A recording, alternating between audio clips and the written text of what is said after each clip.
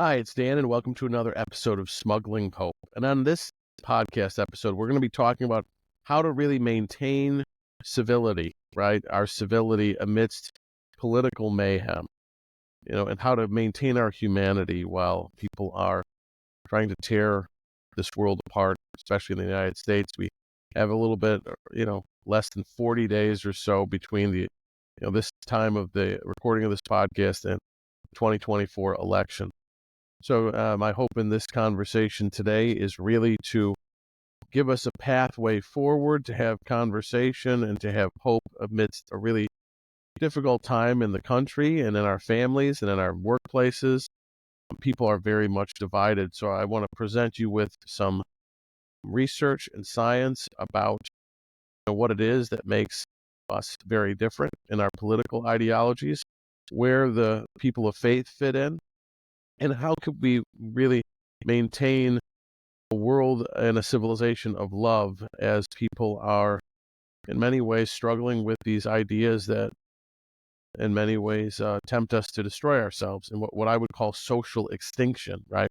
Which is like death by preferences. So we'll talk a little bit about that today.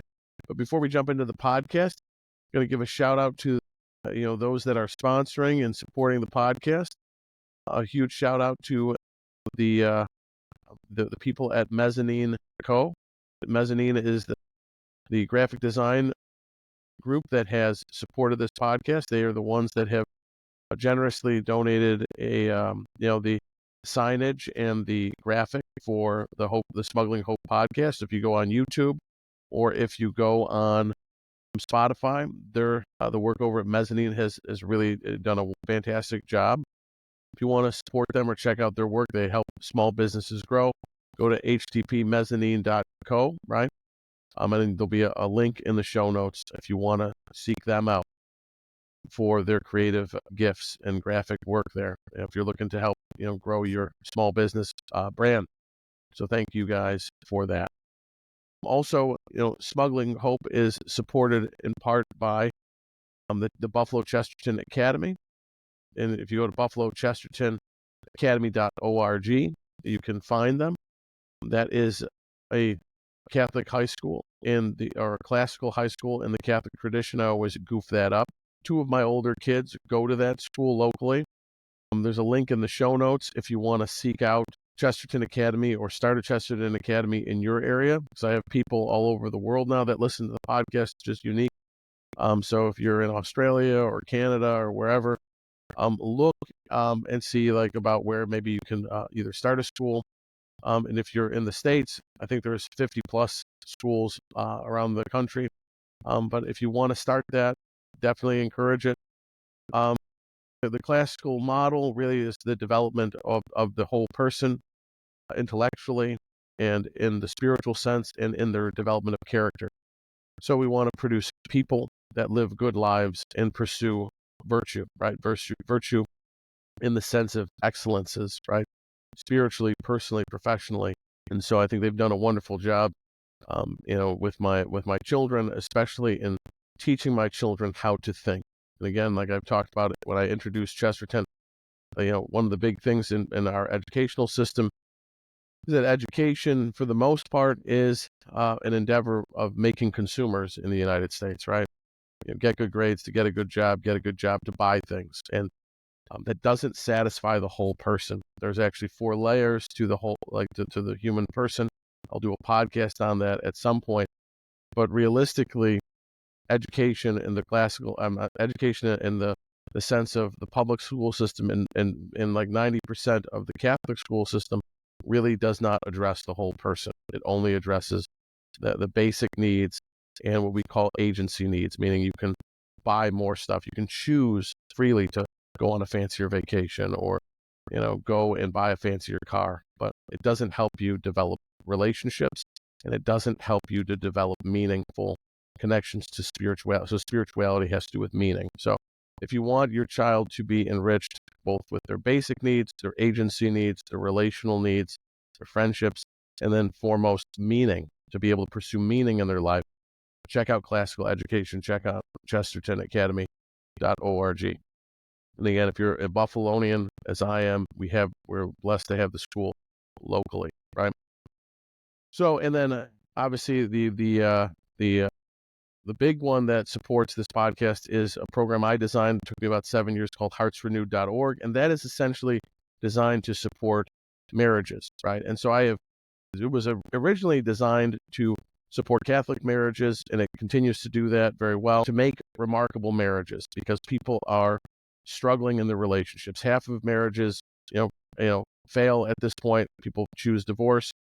So I wanted to collect all the things that I know that work from research and combine that in a way with the faith and present that to people, so I could reach people who were afraid of counseling. They're afraid of having negative conversations with their spouse in a counseling setting. All of the questions and dynamic exercises in that program are designed to foster a positive end and to generate positive emotion.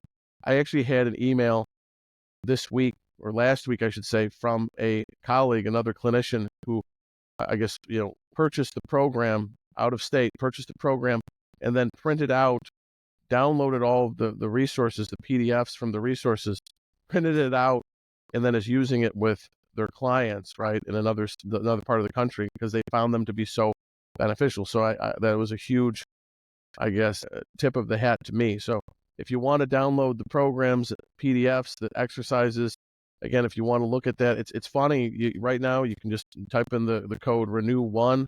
You can try the program for 7 days, like I do believe this person did, and they printed out all the exercises, right? Again, I'm not going to tell you how to shiest me out of the program, but I thought it was fascinating. But they wanted to do those exercises with their spouse. And then again, now they're doing it with their clients. So hopefully this method, this ability to hope in marriages is spreading, reaching other clinicians as well. So again, if you have a problem with childcare, you have a problem with money, this program is designed for you to be able to do it in your own time, on your own, or with your spouse, and it's positive. And it is not inconsistent with the Catholic faith. It is consistent, with the practices of the Catholic faith and the tradition. And, we blend that together, I think, very well. So take a look at that if you get a chance. Again, if you want to partner with your spouse and support them, you want to increase joy in your family and see Christ at home, if you want to lead your family and have a clear vision for your marriage, and if you want to be able to speak the truth with love within your family life, check out heartsrenewed.org and just try the program at home for just $1 for 7 days. Everybody that has tried the program for 7 days has purchased the program so far. So again, thank you to all of those that continue to support the podcast, and for those of you who are going online and checking out Hearts Renewed. The interesting thing I want you to think is, if you want to support us, the easiest way to support this podcast of Smuggling Hope is really to go online, or go to YouTube and subscribe if you haven't already, if you want the video content, right? Try to style my hair more for you guys. I don't know, work together to put together, more, I guess, engaging facial expressions for YouTube. But if you want to subscribe, if you want to give us a 5-star review on Spotify or on Apple Podcast or any of these formats that you can find us, that helps to bump us in algorithms so that people can connect to this. The funny part about social media is what goes viral is things that are angry. For the most part, things that are angry, the anger emotion is one of the most viral things. And then there's a little bit of humor that is transmitted through social media. We're going to talk about social media today on this podcast. And then obviously there's always some kind of sexual content or sexualized content that people are always promoting. Those are the big three social media connect. So I'm not promoting any sexualized content, guys. I'm sorry. I'm also not trying to make people angry. And I got to work on my jokes. So I'm going to need your help to, I guess, get this out there maybe. So I appreciate it for those of you who have been supporting the podcast and continuing to encourage me in this endeavor. So again, Smuggling Hope is designed to bring Catholic counsel to the community, to increase people in understanding truth so that they have freedom and so that they can love. If there is no truth, there is no freedom. And if there is no freedom, there is love. And so we have a culture where instead of love, we have apathy. We have people that don't care, or they only care about themselves. Instead of freedom, we have people who have obliged themselves to slavery. And then instead of, truth, people don't want to, they don't want to, drink the mental Gatorade to think about things the whole way through. And so they give up without knowledge of the whole truth. And so we want to give people as much as they can handle, I guess, in this show. So for you guys, I'll try to keep this effective as possible. Okay. So I want to give you an analogy just to start up. So today what we're talking about is how to keep our civility, how to be loving towards our neighbor, especially if our neighbor is of a completely different mindset, right? And the ways we usually break that down is within the attitudes of, liberalism or conservatism. So we're going to talk about that in the beginning. But I want you to realize something just off the bat. Right now, what is promoted on social media, what is viral, the content that goes viral is not stuff regarding a political figure, right? So Donald Trump says something, it doesn't go viral. Kamala Harris says something, it doesn't go viral. What goes viral rapidly on social media is anything to do with competing value systems, or as what we'll talk about in the psychological realm, sacred values, what people hold as sacred values. And those things, people will fight. Those things make people angry, make people afraid, and they go viral. And what that means from my standpoint as an observer is that politics, the political system of the United States, is intact because people don't care about it. It is not necessarily in jeopardy the way that maybe you've come to think about it. What is in jeopardy, what is the point of conflict, is not politics. It is the value system, because that is the battleground. And so we're going to start out with the psychology of morality. Ooh, I know, it sounds dangerous, right? So I want you to understand in this conversation, when we talk about morality, what we're talking about is the organizing principles of a group of people to help that group of people achieve a goal or an end. So think about this from an evolutionary standpoint, is that if I have a group of people and we live together, there are certain things that are going to allow us to survive, and there are certain things that are going to allow us to, there are certain things that are not going to help us survive. We're going to fail. And so, as we look at things from a religious standpoint, right, and some people are very open to religion, some people are raised in it, they're very open to it.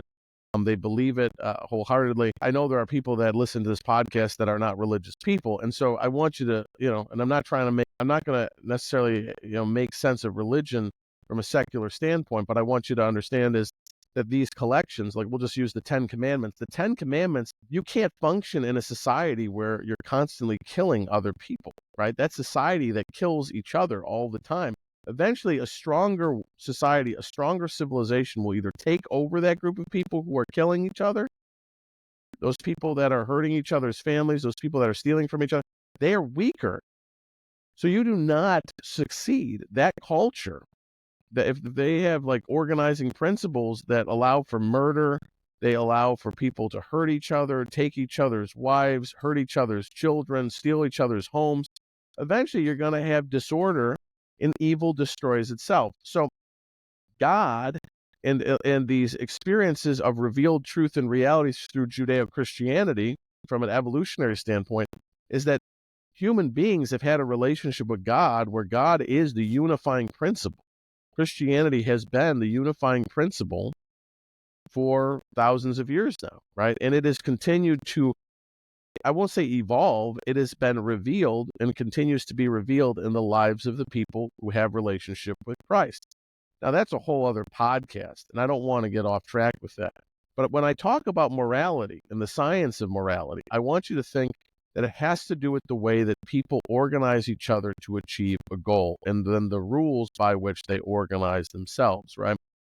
And so, but if you don't have a goal, which again is a huge problem because many people do not know why they're even here. They don't even know what they're doing. Mammals are fascinating. If mammals do not have a direction, what they do is they copy, they imprint each other, they mimic, right? So I see this person, I want to do what they want, right? So think about the influencer culture. This girl did this, I do this. This man is doing this, I do this. Or maybe you just do what your parents did, right? And so you copy your parents without question, without thinking, without any thought. It's just a copying. And so if you don't know why you're here, if you don't know what the purpose is, you're going to be really having a hard time in life because there's so much suffering and so much difficulty. And that's why, like, many people, like, again, get confused. They don't understand, like, what is the point of religion and spirituality? And we'll talk about that. Religion and spirituality are not something that just makes sense of it, right? It is, it's not about just making sense so much as it's an operating system, right? So think about your morality as an operating system, and everybody has a morality, but the morality that people have doesn't necessarily help them succeed at life, right?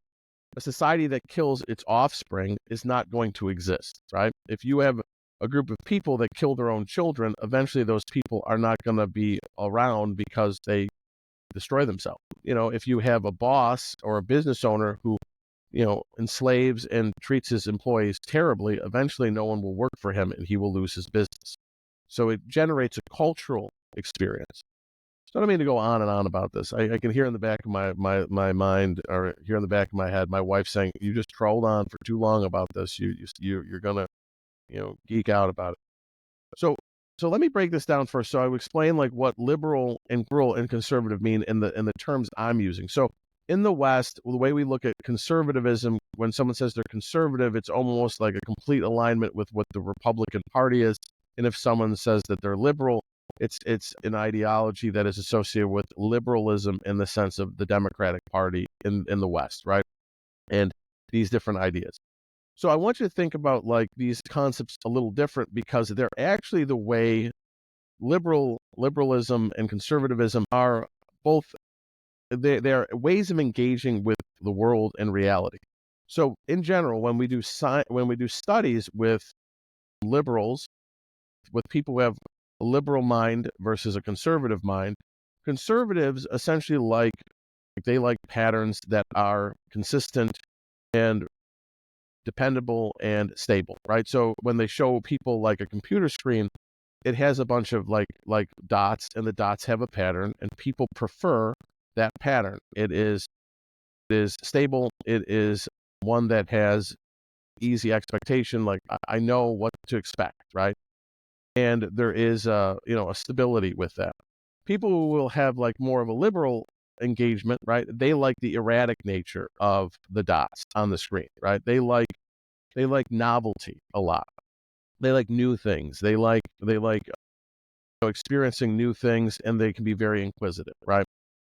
And so when you think about both the liberal and the conservative as operating systems of the mind, is that one is very helpful in, again, making us aware of the needs of the in-group. So if you think about, like, a conservative orientation or a conservative operating system, is that individual will be very concerned about the needs of their family or the needs of their country. And if you think of somebody who might be in a liberal operating system, they will be very empathetic or compassionate for people like that are in another country entirely. They're people that are dying in the Sudan, right? They're, because again, they may not necessarily, be very attentive to even the needs of their home, right?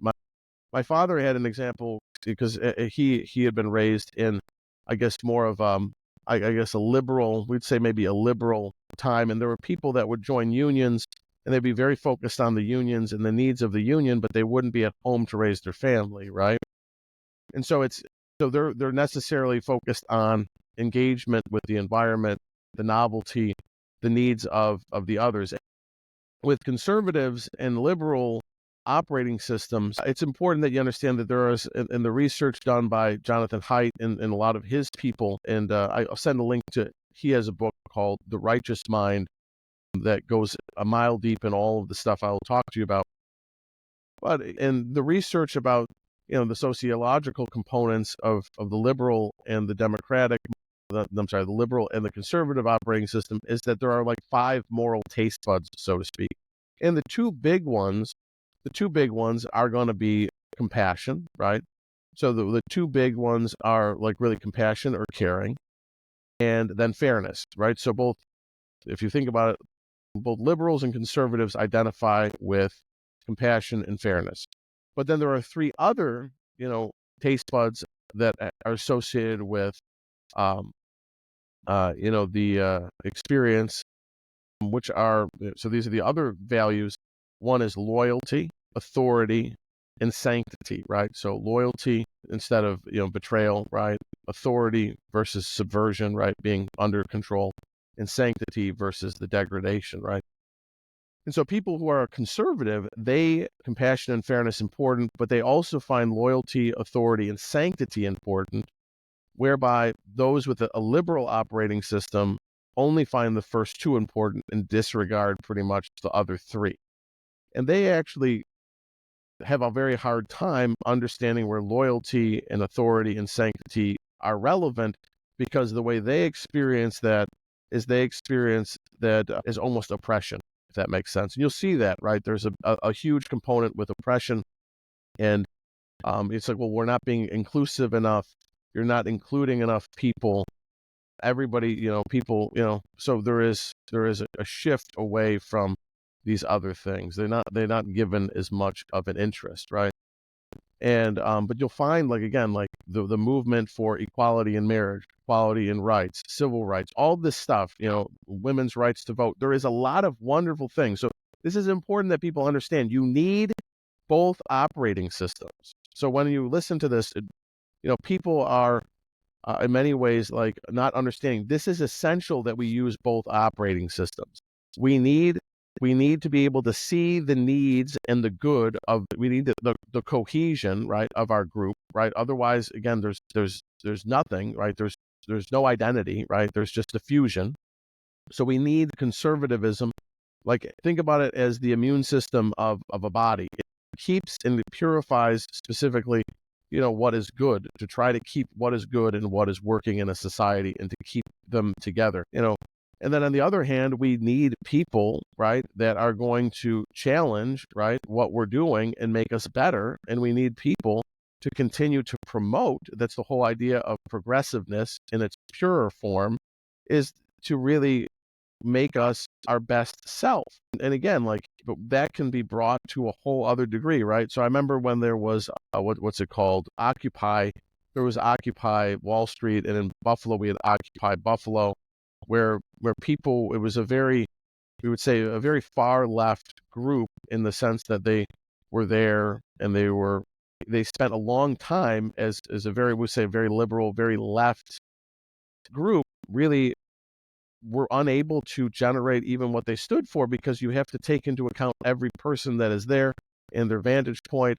And for them to articulate, well, what do we stand for? It's very hard, like, right? And they might say, oh, well, we don't stand for violence, but then there are three people that do. And then they're like, well, wait, they could not agree. And so what happened with that group is it kind of dissolved itself, because there was no authority. There was no unifying principle to keep them together.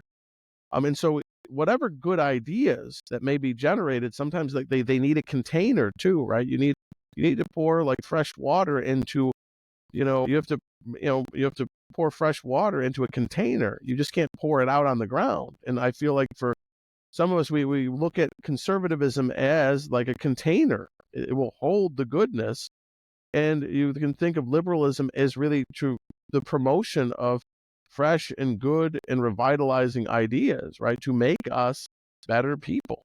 But if you don't have anything to pour it into, you got problems, right? You're wasting your energy, or worse, maybe more difficult things might happen, right?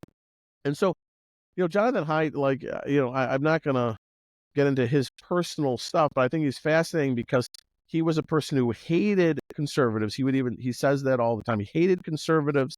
He hated people that were, I think, religiously minded conservative people. But doing the research with these social poles, like these orientations that we have in morality, really enlightened him to, the experiences of conservative ideals and the relevance of them. And so the interesting thing is that with the studies, when they had students, liberal students and conservative students, however they identified, they had them try to think from the other's perspective. And the conservative students were always able to very easily think as liberal students, right? They could inhabit the mind of the counterpoint. But the liberal students were it was impossible for them to think about the conservative viewpoint and to think from a conservative mind because there's a lot of polarization. Like I said, everything that is experienced from this lens of compassion and fairness. And there's an intensity to emotion. I mean, that's why you're going to find liberal ideas are in many ways imbalanced in their perspective, right? Because, well, think about this. If liberalism is the orientation of the mind for novelty and newness, where are you going to find it? You're going to find it in entertainment. You're going to find liberal ideas in every institution, right? You're going to find liberal ideas, in your academia, in the media, in Hollywood. And again, like that's where you see it. So that, again, that promotes itself. And so where do conservative ideas come from? In a lot of ways, you're going to find that they're in the family. Oftentimes they are, as people get older, they see what works in their own life and they have more reflection. So you'll see people that oftentimes are older. Sometimes they become more conservative as they get older. But in general, like these were things that were promoted through institutions such as, religion, church, spiritual traditions, and fraternal organizations too. These experiences of communal morality. And the unique component is from the research, what we know is the people who actually, so conservatism, we think about it as the binding force of humanity, okay? If you don't like it, okay, but that's the way that the research pans out.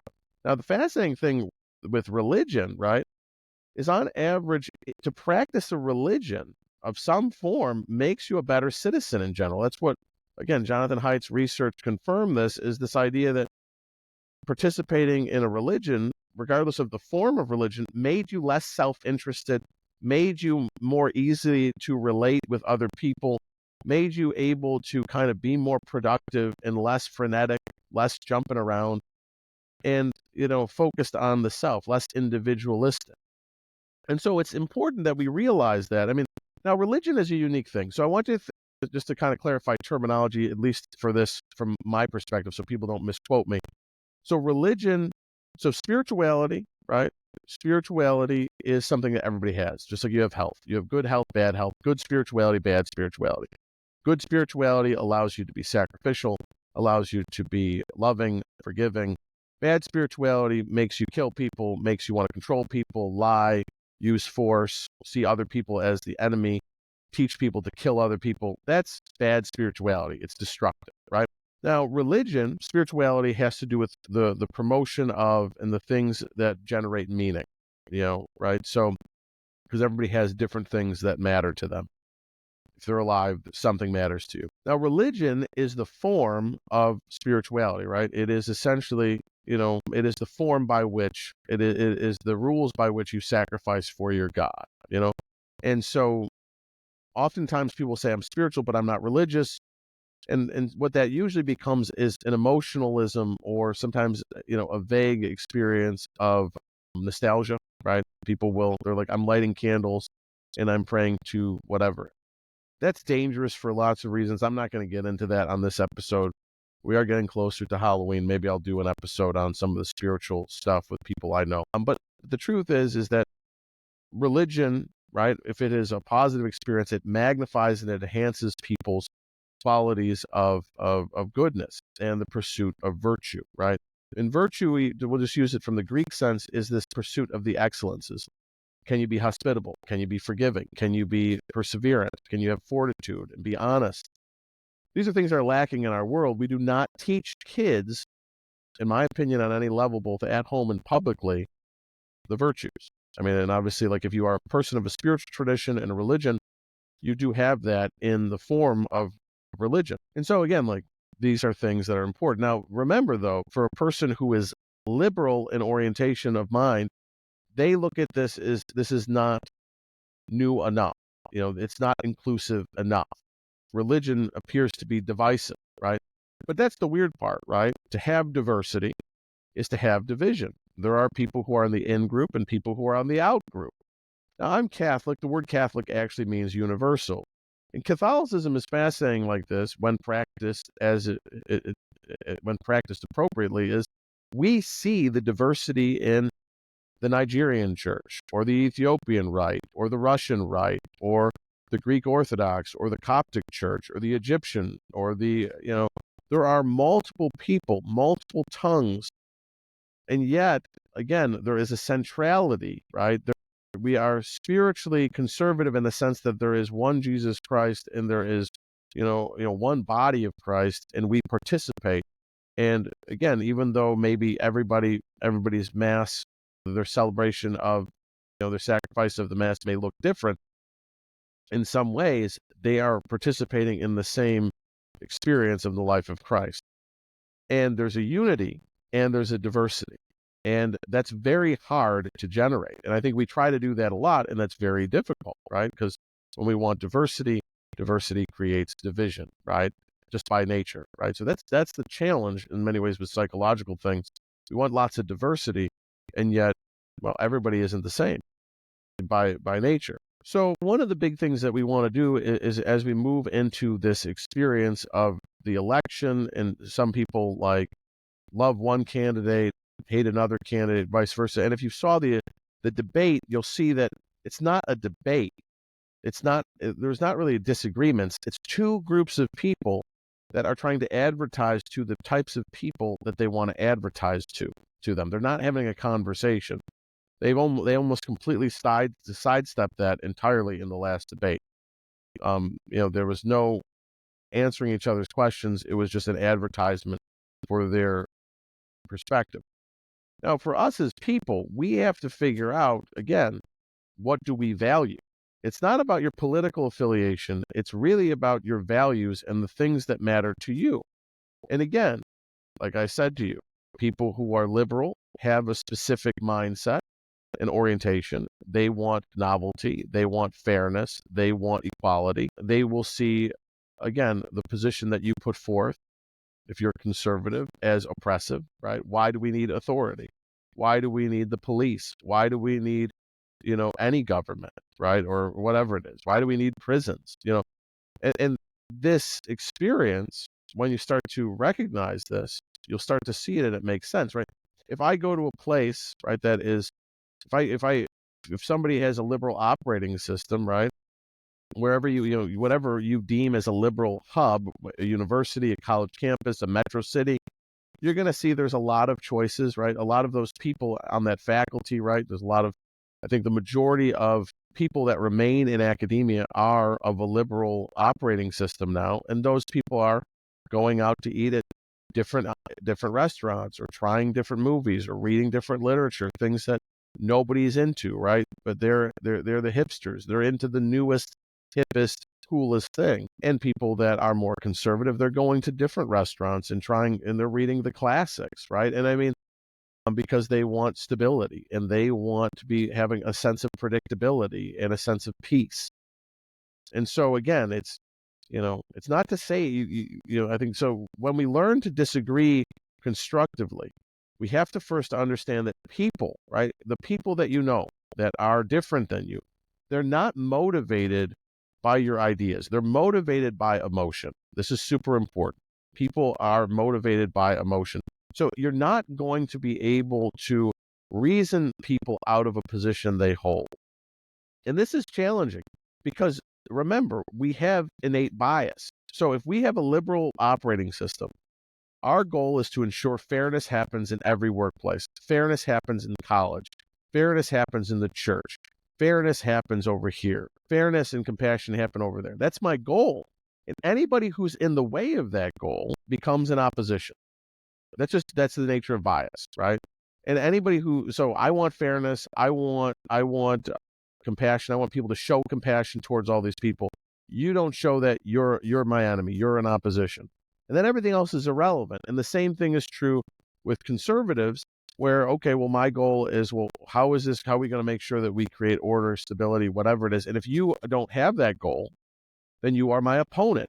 And so instead of having conversation, and I see this poorly done, I see people humiliating other people for a round of applause on social media, right? Somebody interviews somebody and humiliates them.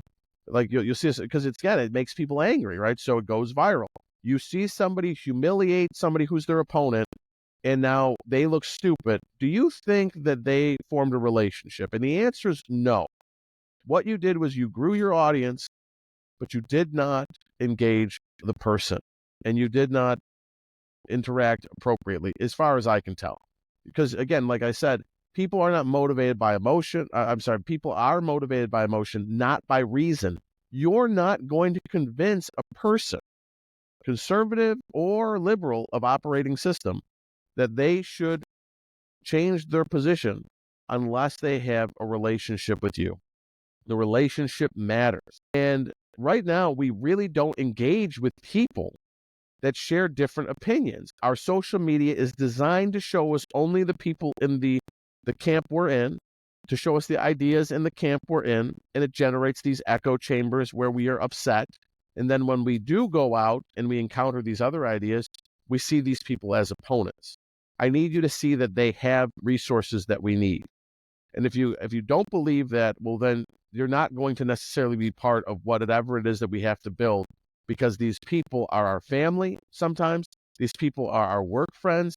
These people are the people that are our patients. They are people that are our patrons in business. And they're people that they go to school with our kids. Their kids go to school. They teach our kids. And so we again, like, remember, we do not reason. And this is the thing that I guess that I think is super important.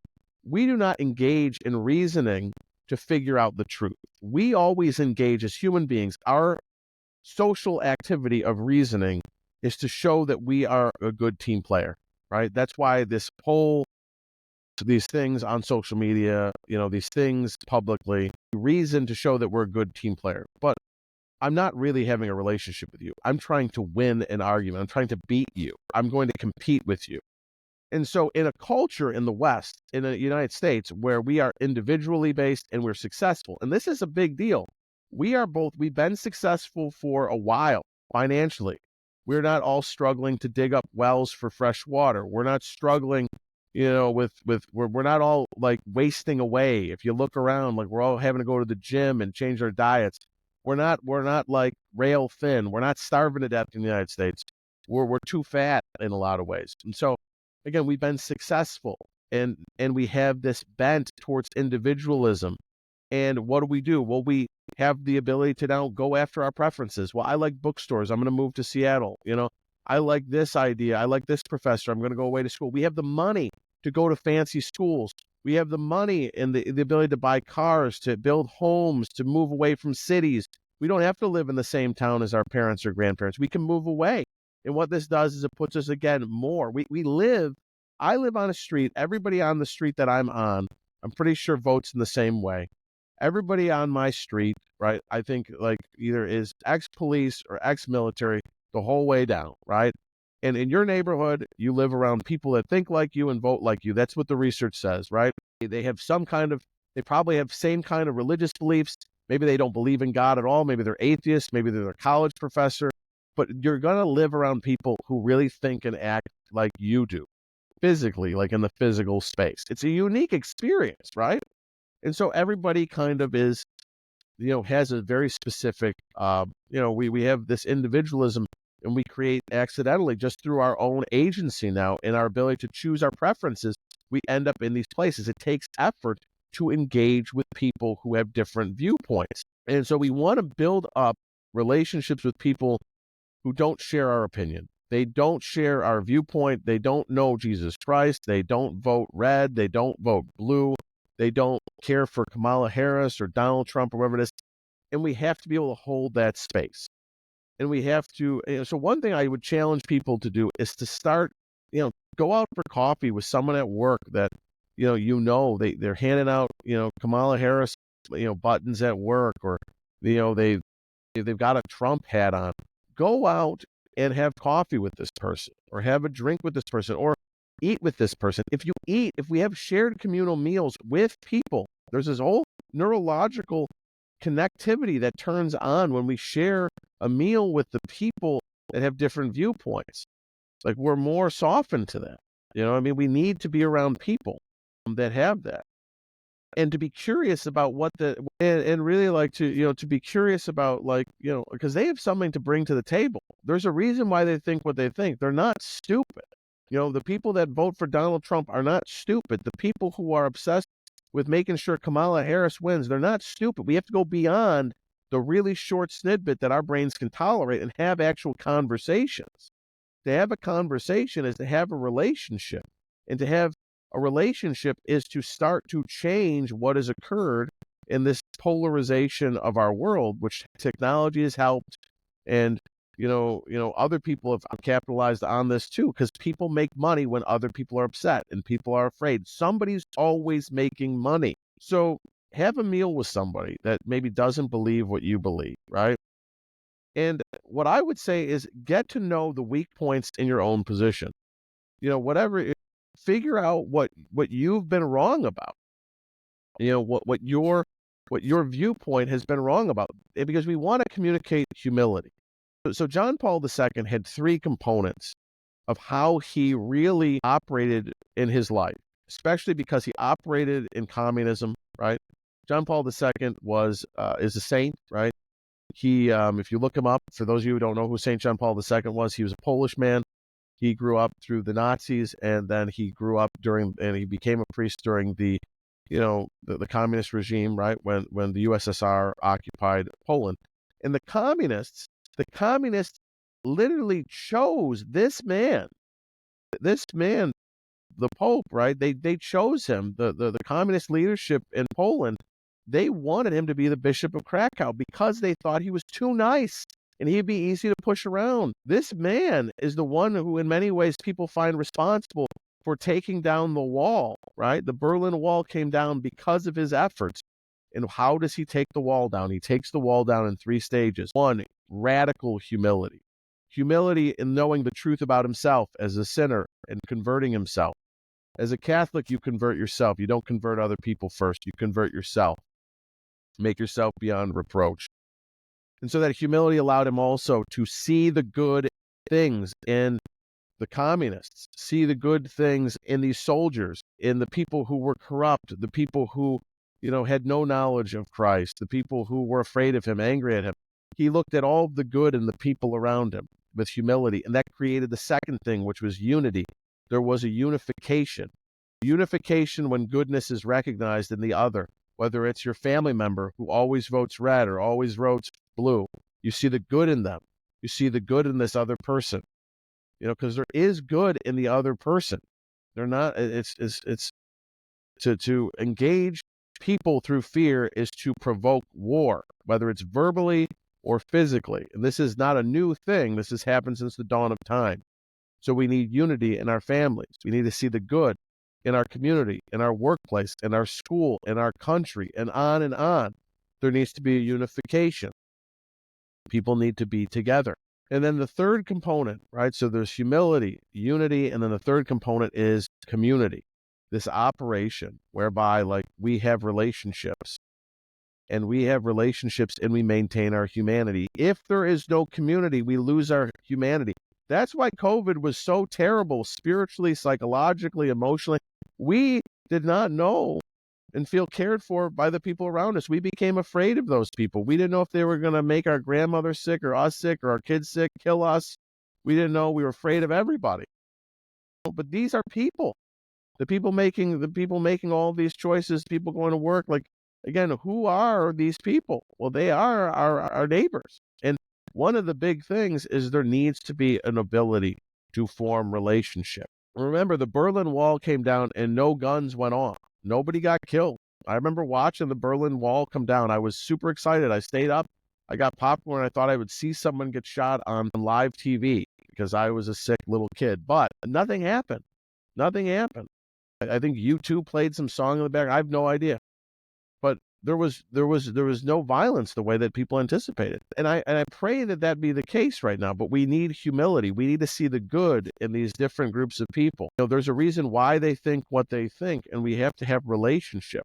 We don't just have to have information. Information needs to be seen, but it cannot take the place of real relationship. Because real relationship allows me to know a person and love a person. Remember, Christ does not give us a commandment to understand people. He commands us to love people. And so, again, as we approach the election, I want to close with a little story. But I do encourage you to think about and pray. Again, I'm going to leave a prayer, a link to a prayer for the election by Father Ripperger in the show notes. If you want to pray it, if you don't already pray it, I encourage you to do so, to leave leave this country in the hands of God. But tell a story about St. Augustine of Hippo before I get off the podcast. And so St. Augustine was a bishop and saint, and he's a doctor of the church. And when he was in his where he was primarily like a very religious place, but then it got sacked by the Vandals, I believe, or some kind of pagan group, right? And everybody that was religious, all the Catholics, again, there were no Catholics. Everybody was just Christian. Remember, like, there was no division. It was just everybody was Catholic back then. And so they were all supposed to leave because the Vandals were coming and they didn't know what was going to happen. And so, his council came to him, this young priest, and he said, well, Bishop, what do we do? These pagans are upon us. And St. Augustine just said, we'll do what we've always done. We're going to love them. And that's what he chose to do. How that love happens, I don't know. I don't know what it is God is going to call you to do, but I do think we have to get out of this idea of being afraid and getting out of this idea, that things are happening that are not outside of the control of God. God is permitting whatever is occurring to happen. And we have to be able to have the courage to start to encounter people and start to love people in a very challenging time. But that, again, humility, unity, community. And that starts at home. Starts with you, starts with the people that live in your home, and it starts then with the people at work, the school, the teacher that teaches your kids, these people. And again, you are going to probably have to speak the truth. But if you don't speak the truth with love, it goes nowhere, as St. Paul says. So you need to be mindful of that. So hopefully this is a good place to stop this evening, but go out and smuggle some hope wherever you can.